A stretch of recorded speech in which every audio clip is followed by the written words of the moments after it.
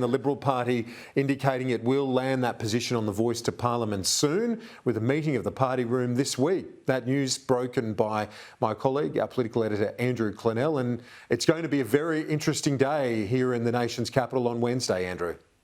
Yep, it is on Wednesday, and what I can tell you that I've been able to glean during the show, Kieran, is that there is majority support for opposing the voice as it stands, but almost unanimous support for constitutional recognition. And Peter Dutton has been talking to people to pushing that proposition forward. So are we going to get a Liberal Party position here which separates constitutional recognition from the voice? Well, it certainly sounds like it.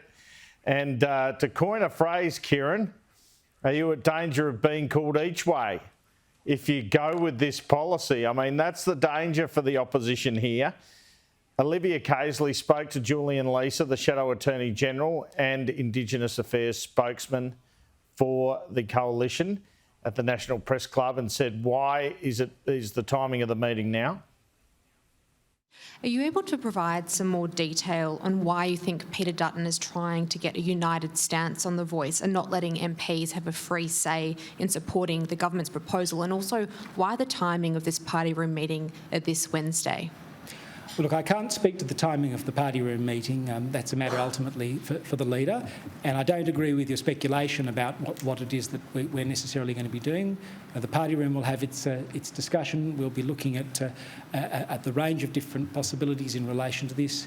Now, one of the things I think the Prime Minister could do to help the discussion that we'll be having is respond to the issues that I've raised today and deal seriously with the issues that I've raised in relation to the amendment and in relation to the rolling out of the local and regional voices. So do you think it's still possible that the party won't reach a united stance on this? Well, look, I'm not going to speculate on what's going to happen in the party room later this week.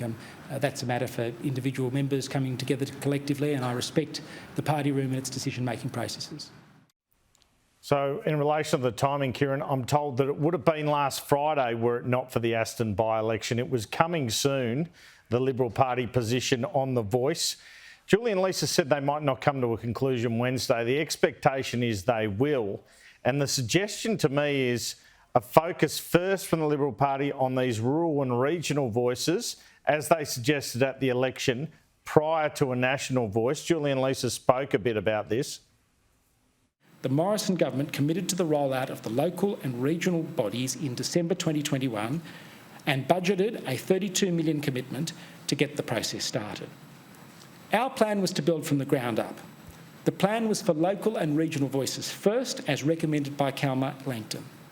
Local and regional voices, then a national voice. The local and regional voices were the foundation, with the insight, the life experience and the moral authority moving up to Canberra rather than down from it. That was the process that was in place until election day last year. Had we been elected in May last year, those bodies would have been well on their way. The government should recommit to local and regional voices and provide funding for them in next month's budget. Local and regional has to be part of any model put forward. It's been forgotten by the government, ignored even in the voice design principles released last week.